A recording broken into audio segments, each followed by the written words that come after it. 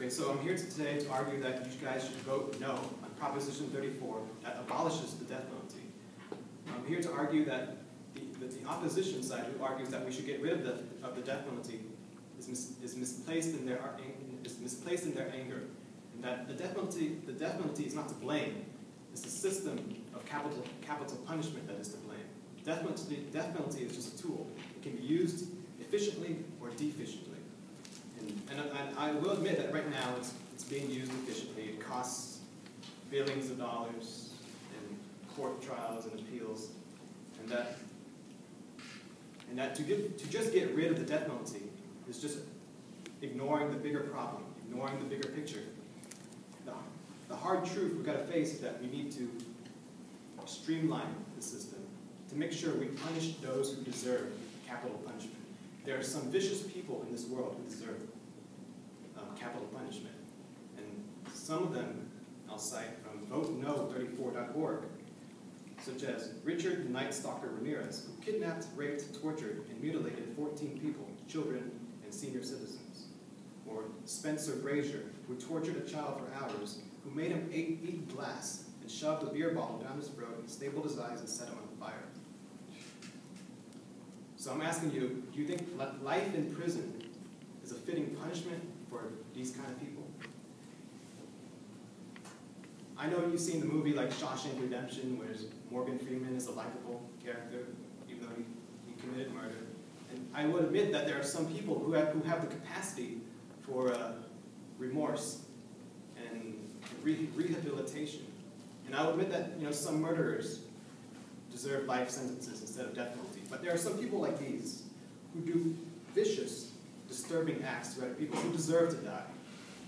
And I want to quote from Carol Delia from Less Than We Might, Meditations on Life in Prison, who argues that we live in a retributive society, meaning that the punishment must fit the crime.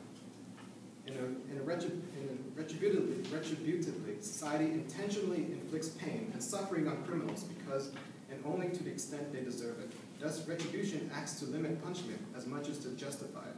Critics wrongly equate retribution with revenge. So I'm arguing, we have a cheating, if you cheat in college, or plagiarize, you're going to get expelled. We maintain this level of standard, justice and fairness, so that we live in a better society that way. And I know what you're thinking. Sometimes we execute the wrong people. Sometimes innocent people get killed. A famous example you're all familiar with is that Jesus Christ died because of the death penalty. And he could have lived longer, But let me ask you something. That was 2,000 years ago.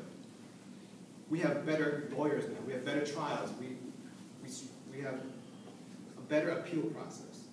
According to Gary S. Becker, professor of economics and sociology, he says that I believe that the appeal process in the U.S. offers enormous protection, not so much against wrongful convictions as against wrongful execution.